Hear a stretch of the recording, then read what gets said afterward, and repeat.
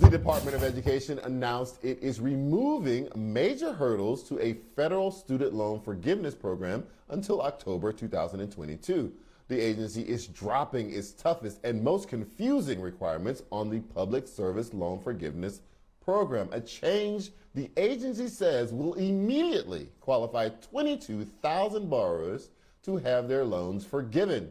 An additional 27,000 could become eligible if they certify their previous payments. Teachers, military members, social workers, and other public servants who've worked for 10 years will be eligible for debt relief regardless of what type of federal loan or payment plan they have. In total, the department estimates 550,000 will be newly eligible to have their loans erased. This is a big deal for public servants who borrowed from the Federal Family Education Loans, a program that ended in 2010 and previously disqualified people from federal loan forgiveness.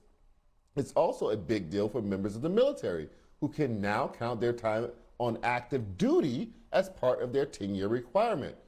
But this is temporary. Go to the Department of Education's Federal Student Aid website and see if you qualify and apply before October 31st, 2022. Joining me now to discuss, Julianne Malveaux, Dean of the College of Ethnic Studies at California State University in Los Angeles. So, Julianne, how big a deal is this? It's a first step. It's not the hugest deal we could have, but it's a first step in looking at student loan forgiveness. You may recall that President Obama talked about doing some of this, but he tackled it very late in his administration, which allowed the woman I call Betsy DeVoid, devoid of good sense, who was Secretary of Education, allowed her to manipulate, or other folks to manipulate, so few people got loan forgiveness.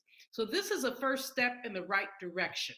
But Charles, we must understand that it's more than $1.6 trillion of student loan debt out there, that women and Black folks are more likely to carry this debt, with Black women per capita having more student loan debt than others. So, step in the right direction. Let's just look at this and say, Right. forgive it all. Tell you why. This is a drain on the economy. If you're paying $500 a month on your student loan debt, you're not buying a house. You're probably not buying anything. Um, so it's a drain on the economy, and it's also Brother Biden. I call him Brother Biden when I want to guilt trip him into something. Brother Biden said he had our back. So forgive student loan debt because it will differentially impact the Black women who had your back. Let's dig into that a little bit. The Brookings Institute estimates that Black college students with student debt, on average, owe over $52,000 compared Yes. to white college students who owe $28,000. And 4 years after graduating, 48% of Black students owe more than 12% than they borrowed. What do you think what is this debt doing to Black people?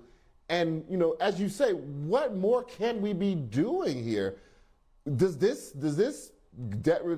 forgiveness program put a dent in that at all, or what else should we be It doing? puts a small dent in it. It's a small dent. It's not a big dent. It's a step in the right direction. It's not the leap that we need.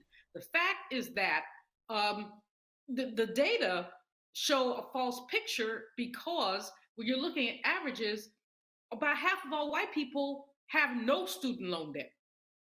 Don't They don't owe. Their parents don't owe. So when you look at that and you compare with almost 70% of Black folks having student loan debt, the averages are different than what we might project. So what is this doing to Black families? We spin a myth, and I was a former college president of a small Hmm. college, Bennett College for Women, but I used to look at student loan debt just because I'm an economist and love numbers, and would see students who owed $50,000, $60,000, and you're like, how did you get this debt? Some of them were trifling, but that was not the majority of them. Many of them just didn't have parental support, and some of them actually took out loans to help their families, which is a bad idea, and it shouldn't happen.